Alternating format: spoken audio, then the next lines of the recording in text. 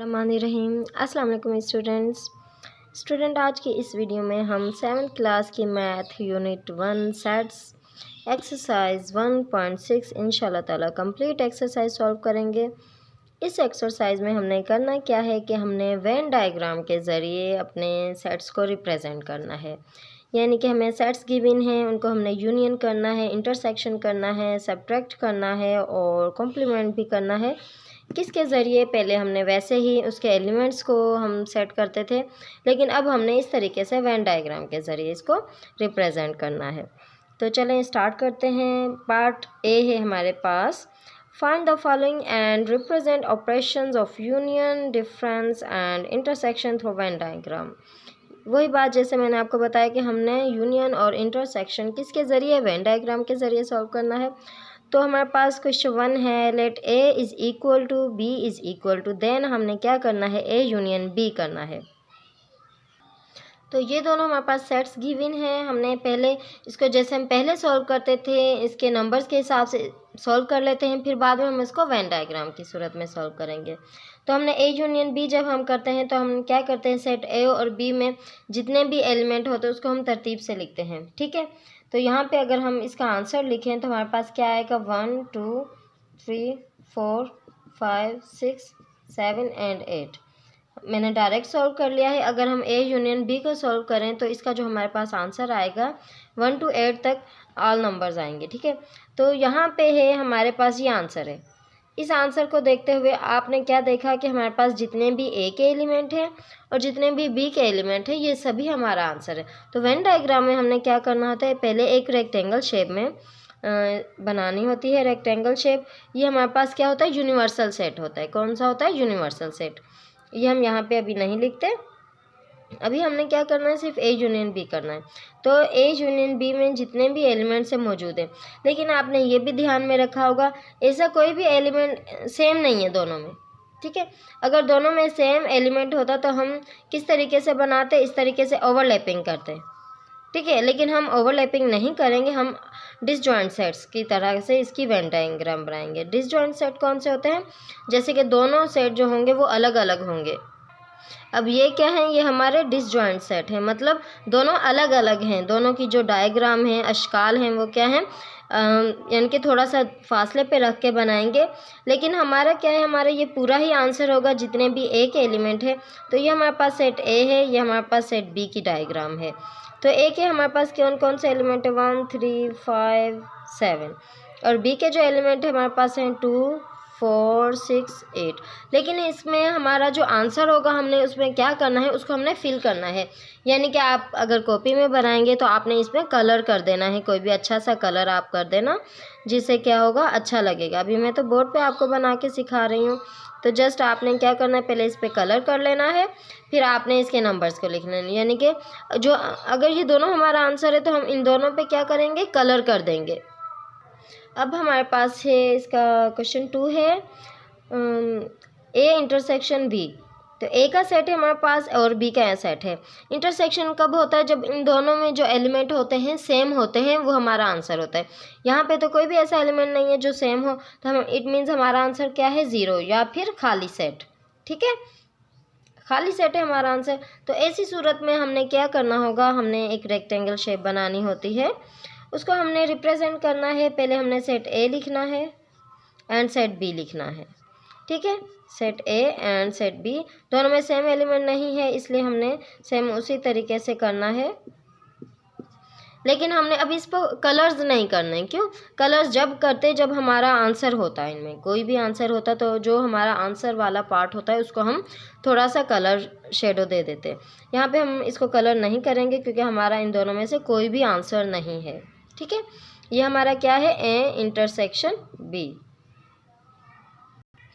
अब हमारे पास है इसका पार्ट 3 है, A minus B. A minus B को हमने कैसे सॉल्व करना है? जो हमारे पास ये सेट ए है और ये सेट बी है, हमने सेट ए में से बी को माइनस करना है। मीन्स अगर सेट ए और बी के जितने भी सेम एलिमेंट होंगे उसको हम कैंसिल आउट कर देंगे, जो ए की तरफ बच जाएंगे वो हम लिखेंगे।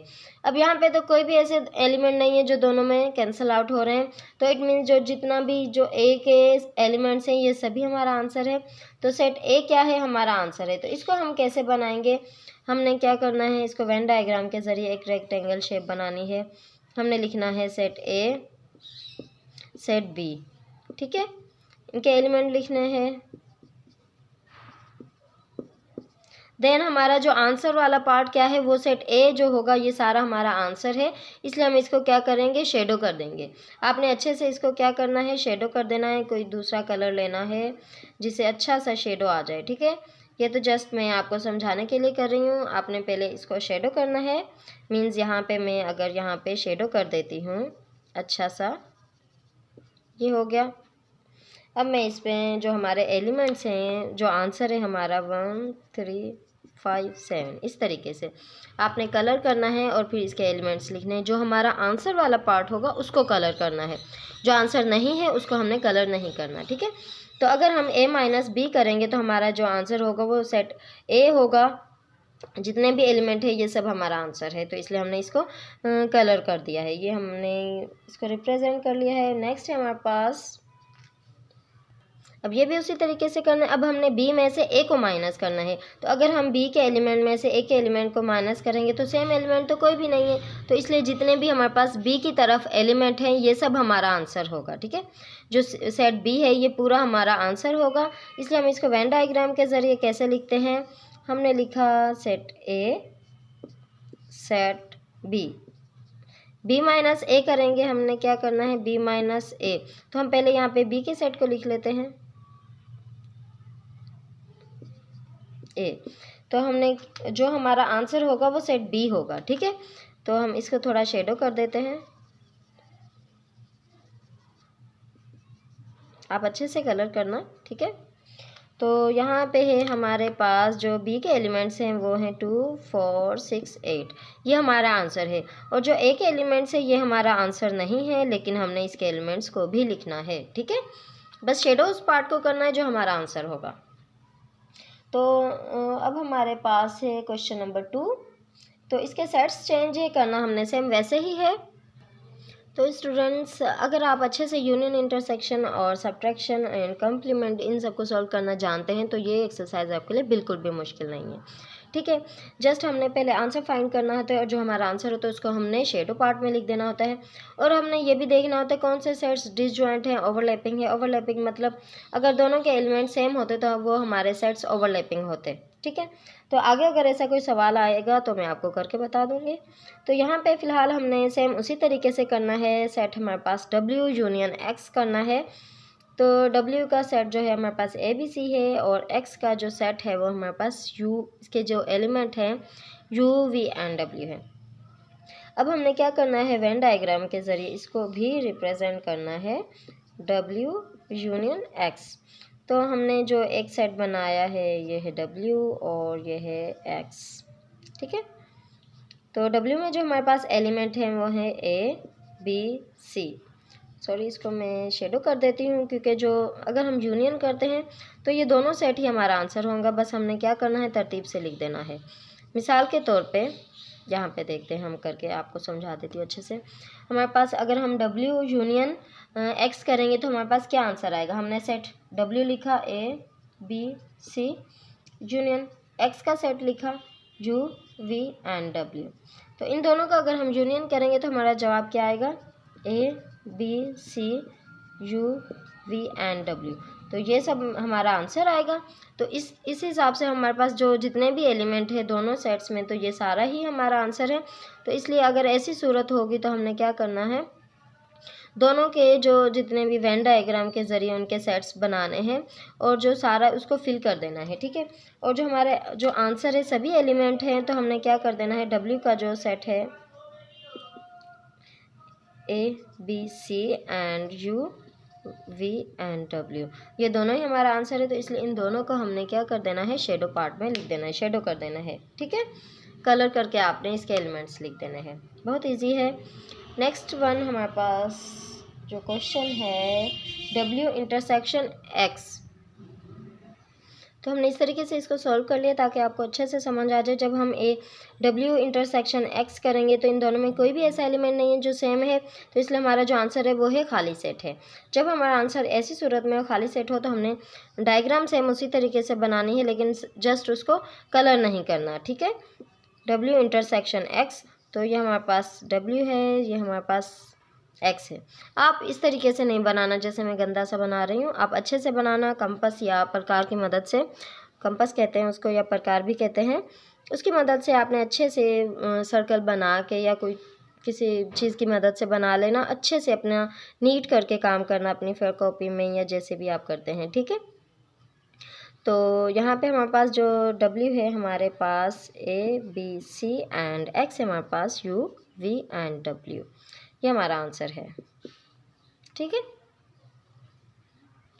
तो स्टूडेंट्स W माइनस X को भी हमने यहाँ पे सॉल्व कर लिया है। अगर हम W में से X को माइनस करेंगे, जितने भी W की साइड पे एलिमेंट होंगे वो लिखेंगे हम, क्योंकि इन दोनों में सेम एलिमेंट नहीं है, इसलिए कोई भी एलिमेंट कैंसल आउट नहीं हुआ। तो हमारे पास जो आंसर है वो है ABC। इसलिए इस हिसाब से अगर हम इसको वेन डायग्राम में लिखेंगे तो यहाँ पे जो हमारा आंसर होगा वो क्या होगा, W है ABC जो इसका एलिमेंट है। तो हमने क्या करना है, इसके सभी एलिमेंट यहाँ पे लिख देने हैं ABC। ये हमारा आंसर वाला पोर्शन है, इसलिए इसको हमने शेडो कर दिया है। और ये हमारा आंसर नहीं है इसलिए, लेकिन इसको लिखेंगे लेकिन इसको शेडो नहीं करेंगे, ठीक है।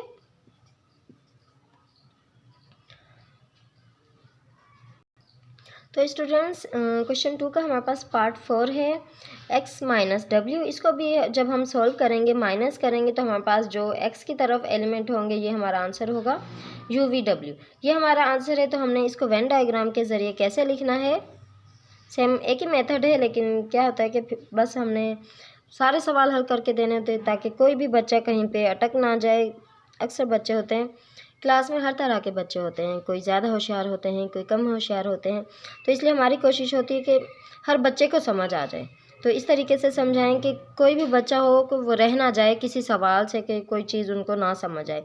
इस वजह से हम एक्सप्लेन करते हैं, अच्छे से खोल के लिख देते हैं, हर चीज़ आपको समझा देते हैं। तो यहाँ पे हमारे पास हमने X माइनस W को अगर हम वेन डायग्राम के ज़रिए लिखें तो ये हमारे पास X है, हमारे पास W है। तो जो हमारे पास आंसर है वो X का है, X की तरफ है। आप ऐसे भी लिख सकते हैं, यहाँ पे W का सेट लिख दें, यहाँ पे X का सेट बना लें वेन डायग्राम के ज़रिए, लेकिन जो हमारा आंसर होगा हम उसी को शेडो करेंगे। तो हमारा आंसर क्या है, जो X का सेट है ये पूरा आंसर है, इसलिए हम इसके एलिमेंट्स को लिख देते हैं। हमारे पास जो आंसर है वो है UV एंड W। अब इसी तरीके से ये जो W का सेट है वो हमारे पास ABC, ये हमारा आंसर नहीं है, जो हमारा आंसर पार्ट है ये है, ठीक है। लेकिन हमने इस पूरे को इस तरीके से ही बनाना होता है। तो अब है हमारे पास क्वेश्चन नंबर 3। हमारे पास 3 सेट्स हैं, इसमें नेम गिवन है, इसको भी सॉल्व कर लेते हैं। नाउ स्टूडेंट्स हम इसको सॉल्व करते हैं। अगर हम Y यूनियन Z करेंगे तो हमारा आंसर क्या होगा, यूनियन करते हैं तो जितने भी एलिमेंट होते हैं ये सभी हमारा आंसर होता है, बस हमने क्या करना होता है, उसको शेडो कर देना होता है। तो अब हम डायरेक्ट इसको वेन डायग्राम के ज़रिए लिखते हैं, क्योंकि बहुत सारे नाम हैं। तो हम यहाँ पे लिख देते हैं, ये यूनियन करेंगे, ये है हमारे पास Y एंड ये है हमारे पास Z, ठीक है। तो हमारे पास जो Y के एलिमेंट हैं वो क्या है, नेम्स हैं, ठीक है। तो ये है सुमन, रज़ा, अली। अब यहाँ पे जो Z के एलिमेंट्स हैं हमारे पास ये भी नेम्स हैं, जाहिद, ताहा एंड साबिर। लेकिन हमने क्या करना है, इस सबको शेडो पार्ट में लिख देना है, ठीक है। ये देखें, इस तरीके से मैंने इसको शेडो कर दिया है, मैंने रफ तरीके से किया। बार बार मैं आपको समझा रही हूँ कि आप अच्छे से करना, बिल्कुल नीट काम किया करें। इससे पता चलता है कि स्टूडेंट कितना सिंसियर है, अपना कितने सच्चाई से अपना काम करता है, दिल लगा के पढ़ता है, वो मेहनत करता है, ठीक है। तो ये है हमारे पास Y यूनियन Z को हमने वेन डायग्राम के ज़रिए रिप्रेजेंट किया है। तो नेक्स्ट क्वेश्चन है हमारे पास, इसका पार्ट है Y इंटरसेक्शन एंड Z, इसको भी हम सॉल्व कर लेते हैं। तो स्टूडेंट्स यहाँ पे देखें, अगर हम Y इंटरसेक्शन Z करें तो यहाँ पे कोई भी ऐसा नेम नहीं है जो सेम हो, ठीक है। तो अगर कोई भी सेम नेम नहीं है तो इट मीन्स इंटरसेक्शन में हम पेयर बना के लिखते हैं जो दोनों में सेम होता है। तो हमारे पास अगर हम इसको इंटरसेक्शन करेंगे तो हमारे पास खाली सेट आएगा इसका आंसर। तो जब ये खाली सेट आएगा तो जब हम इसको वेन डायग्राम के ज़रिए रिप्रेजेंट करेंगे तो हम इसको शेडो में नहीं लिखेंगे सेम उसी तरीके से हम क्या करेंगे, y इंटरसेक्शन z, ये हमारे पास y है, ये हमारे पास z है। ठीक है। तो हमने क्या करना है, y के जो नेम्स हैं हमारे पास गिवन वो हमने लिखने हैं।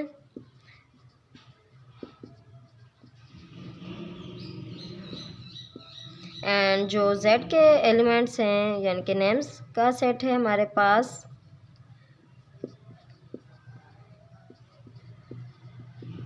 तो ये लिख देने। बस जस्ट हमने करना क्या है कि यहाँ पे हमारा आंसर कोई भी नहीं है, इनमें से ऐसा नाम नहीं है जो हमारा सेम हो, तो इसलिए हमने क्या करना है, इस तरीके से लिख देना है इनको डिसजॉइंट करके। और हमारे पास जो है इसको शेडो नहीं करना है, ठीक है, क्योंकि हमारा इनमें कोई भी आंसर नहीं, हमारा आंसर है खाली सेट।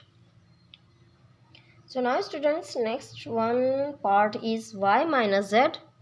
इसको भी रिप्रेजेंट कर लेते हैं वेन डायग्राम के ज़रिए। तो स्टूडेंट्स अगर हम y में से z को माइनस करेंगे तो जो y की तरफ हमारे एलिमेंट हैं, नेम्स हैं, ये सभी हमारा आंसर होगा। तो जब y का जो आंसर है हमारा, तो हम जस्ट क्या करेंगे, जो y का हम डायग्राम बनाएंगे उसको हम शेडो कर देंगे, और जो z की डायग्राम बनाएंगे उसको हम शेडो नहीं करेंगे, लिखेंगे सेम उसी तरीके से जैसे हम पहले करते हैं। ठीक है, ये y है और ये z है। तो जो y को हम क्या कर देंगे, शेडो करके इसमें एलिमेंट्स लिख देंगे। तो y के जो है हमारे पास नेम्स हैं, जो हमारा आंसर है यहाँ पे हमने लिख दिया है, ये है हमारा answer Suman, Raza and Ali. और जो हमारा आंसर नहीं है वो है क्या है, जाहिद, ताहा एंड साबिर। तो जी इस तरीके से हमने वेन डायग्राम के ज़रिए रिप्रेजेंट करना है। इसी तरीके से हम z माइनस वाई भी करेंगे। तो जो हमारा z का इसकी डायग्राम होगी इसको हम शेडो कर देंगे, y को शेडो नहीं करेंगे। तो स्टूडेंट्स अगर हम z माइनस वाई करेंगे तो इस तरीके से हम वेन डायग्राम बनाएंगे। ये हमारा आंसर वाला पार्ट है, इसलिए इसको हमने शेडो कर दिया है। तो अब हम क्वेश्चन 4 सॉल्व करेंगे। तो इसमें हमारे पास नेचुरल नंबर्स गिवन है एंड इवन नंबर्स गिवन है। इसको भी सेम हमने इसी तरीके से यूनियन, इंटरसेक्शन एंड सब्ट्रैक्शन करना है, तो इसको भी कर लेते हैं। सो नाउ स्टूडेंट्स हमने y यूनियन z किया है तो हमारा ये आंसर आया है, इतना बड़ा आंसर है। इसको हमने वेन डायग्राम के ज़रिए कैसे लिखना है, लेकिन पहले हमारे पास जितने भी सेट्स गिवन थे उनमें क्या था कि जो दोनों में एलिमेंट थे वो अलग अलग थे, इसलिए हमने क्या कहा था, डिसजॉइंट सेट्स बनाए थे वेन डायग्राम के ज़रिए, यानी कि दोनों के जो सेट्स थे वो अलग अलग थे। लेकिन अब हम जो डायग्राम बनाएंगे वो ओवरलैपिंग करेंगे एक दूसरे को, मीन्स अगर ये है तो इस तरीके से लिखेंगे। अब ये जो पार्ट होगा इसमें हम क्या लिखेंगे, जो हमारे दोनों में सेम एलिमेंट हैं, इस तरफ और इस तरफ जितने भी सेम एलिमेंट हैं हम वो लिखेंगे, और जो बाकी के सेट ए की वाई की तरफ जो एलिमेंट होंगे यहाँ लिखेंगे, और जेड की तरफ जो बच जाएंगे एलिमेंट वो यहाँ लिखेंगे। कैसे हम अच्छे से सॉल्व करके देखते हैं। तो हमने क्या करना है, एक रेक्टेंगल शेप बनानी है। ठीक है,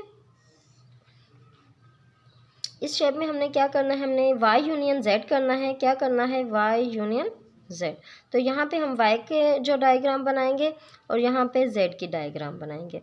तो हमने क्या करना है, लेकिन हमारे पास दोनों में ऐसे भी एलिमेंट हैं जो दोनों में सेम है, तो हम इसको क्या कहेंगे, ओवरलैपिंग सेट्स की तरह इसकी डायग्राम बनाएंगे इस तरीके से।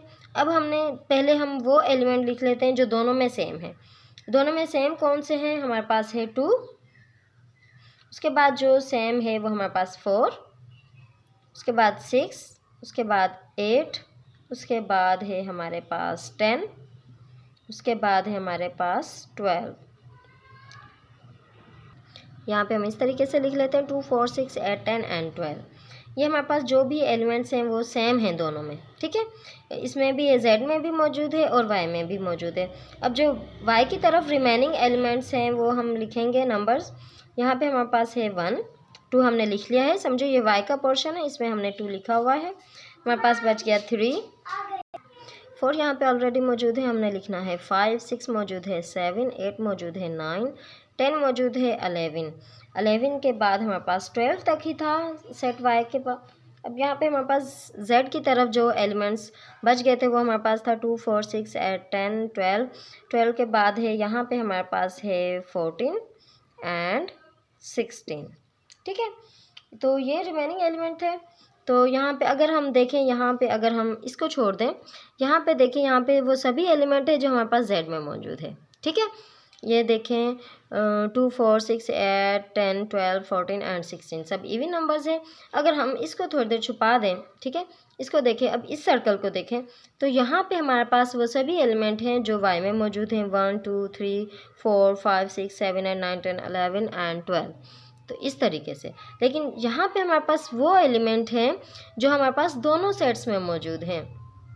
जो सेम एलिमेंट्स हैं वो हमने यहाँ लिखने हैं।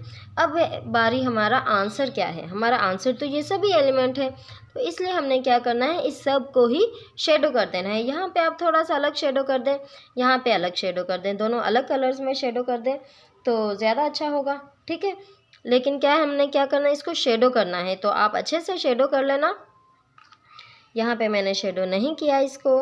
ठीक है, आप इसको शेडो कर देना, ये सभी पार्ट को जितना भी है, ये हमारा आंसर जो है इसको हमने शेडो करना है। जो सेंटर पार्ट है इसको अलग कलर से शेडो कर देना, और जो साइड वाले दोनों डायग्राम हैं इनको अलग कलर से शेडो कर देना है। ठीक है, तो आपने अच्छे से शेडो करना, इस तरीके से बिल्कुल भी नहीं करना। ठीक है जी, तो नेक्स्ट आगे बढ़ते हैं। हमारे पास इसका पार्ट 2 है, उसको भी सॉल्व करते हैं। सो नाउ स्टूडेंट्स, इसका पार्ट 2 है y इंटरसेक्शन z। अगर हम y को इंटरसेक्शन करेंगे सेट z के साथ तो हमारा ये आंसर आएगा। जो हमारा आंसर वाला पार्ट है हमने वो लिख लिया है। अब हमने इसको वेन डायग्राम के ज़रिए कैसे करना है, एक रेक्टेंगल शेप बनानी है। हमने लिखना है y इंटरसेक्शन z, तो यहाँ पे हम y लिख देंगे, यहाँ पे z लिख देंगे।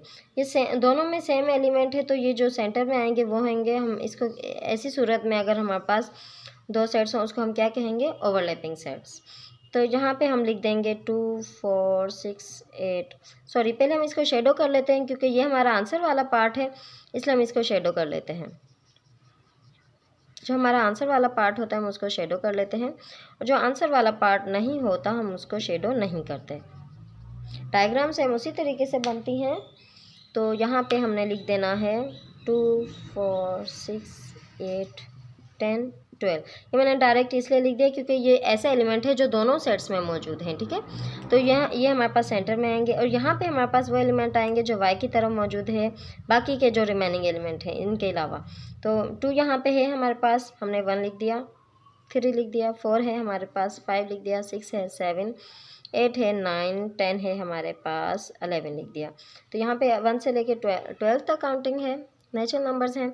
अब यहाँ पे हमारे पास इवन नंबर्स हैं 2 to 16। तो यहाँ पे हमारे पास आ गया 2 4 6 8 10 12।